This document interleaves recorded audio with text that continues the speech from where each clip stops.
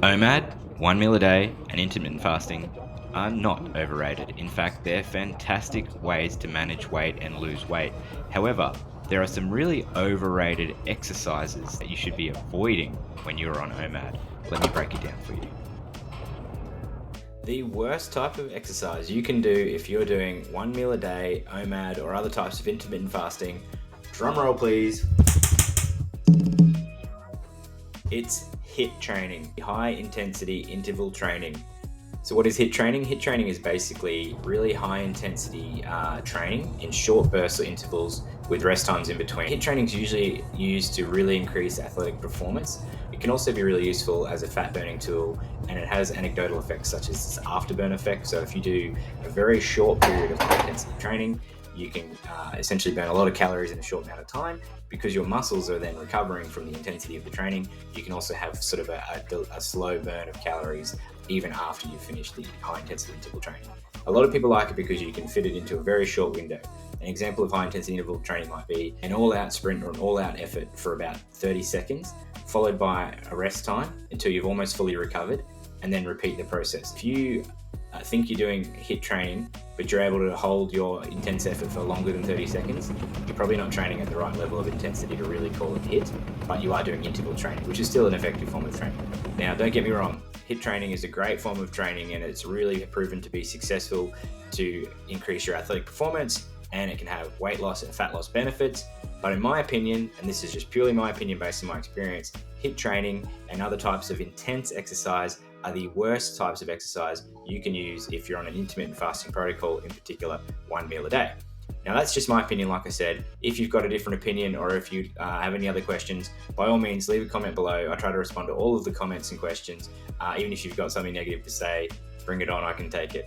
Essentially, the reason I think intense training is terrible when you're on an intermittent fasting protocol, the main thing that I have a problem with is the fact that it increases your hunger. If you have done really intense interval training during your fasting window on intermittent fasting, you will be exhausted, and exhaustion can trigger things like hunger and cravings, and you're more likely to break your fast.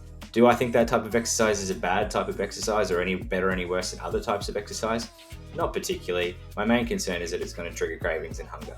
If you are going to do intense training or high intensity interval training, I would recommend waiting until close to the end of your fasting window, and that way you're able to refuel and re-energize shortly after performing the intense training. Then you won't be at risk of potentially breaking your fast by training earlier and therefore probably eating earlier. So what are some good types of exercise in my opinion? And again, I've got no problems with intense exercise if you're used to it and if you're not going to have the problems around hunger and cravings that I would get from intense exercise. I do sometimes do intense exercise, predominantly in the form of intense weight training for myself, as opposed to intense cardio intervals or other things like that. Good sources of training, in my opinion, on an OMAD or intermittent fasting protocol are low, steady state exercise. These can be performed throughout the day. They're less likely to trigger hunger and cravings, and they're more likely to result in those fat burning benefits that we're looking for.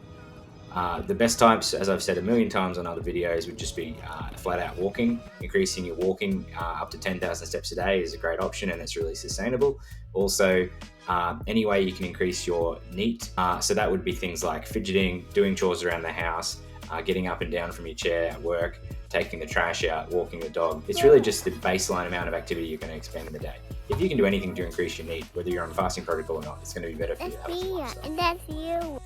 I also don't mind what I would call anywhere from zone 1 to zone 3 training. If you're not familiar with zone training, there's plenty of videos out there.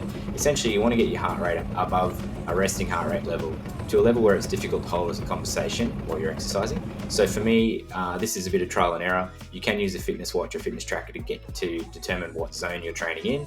But as a rule of thumb, if you can train to a level where you can hold a conversation with somebody and not be out of breath, this is a good level of training to be at. This is typically zone 1 training. Training in zone 1 and zone 2 is really beneficial for a number of reasons. It's often a level of exercise you can sustain for a long time, therefore you're going to burn a lot of calories over a long time. If you're following a fasting protocol and you're under a huge training burden from doing high intensity training, the chances that you're going to eat and break your fast are really high.